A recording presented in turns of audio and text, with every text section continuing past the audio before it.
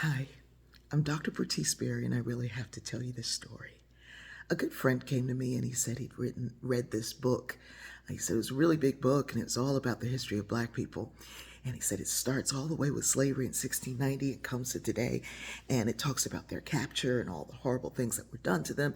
He said it was really amazing. It was such an education. I didn't get any of this in school. It was just absolutely amazing. And it's all about your people's history. I said, Is it? And he said, Yeah. And I said, You said it started with their enslavement and all the things that were done to them? And he looked and he paused and he threw his head back and he said, Oh my God, it's American history. I said, Yeah, they didn't capture themselves. They didn't do those things to themselves. That's the history of their treatment in America. That's American history. And I'm so glad you're learning it because we all should know these things about really what happened, how we got here, what was done. And then we move into the contributions. So he says, Well, what about Black History Month? And why is it February? Why did you all get the shortest month? I said, We didn't get the shortest month. We started out with a week.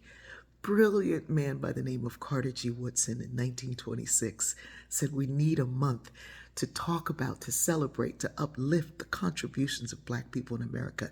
In 1926, he looked around and said these things are hidden and covered up, which is where we get the term cover tune. That's a whole nother story for another time. Anyway, he said we need to discuss these brilliant contributions. And Carter G. Woodson was just this amazing scholar. So he said, We've got to talk about it. He picked the second week of February, because it coincided with the birthdays of Abraham Lincoln on the 12th and Frederick Douglass on the 14th. And he said, during that week, we will lift up those two men who worked together to come to a solution, some kind of a way to end this horrible thing called slavery, the enslavement of folks.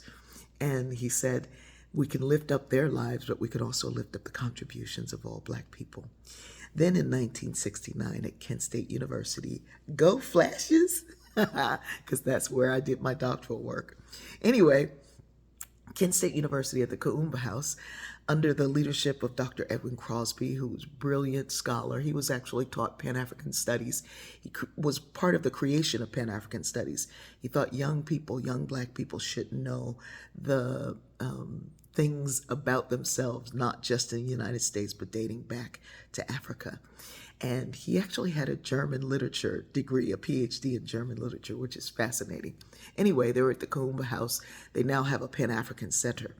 And they said it should be an entire month. A week is not long enough to look at the contributions of black people in America, in the Americas. So let's do an entire month. They decided this in 69. So when February came around in 1970, that's actually when they first celebrated Black History Month. It wasn't because it was the shortest month. Nobody gave it to us. We took it, created it, did it.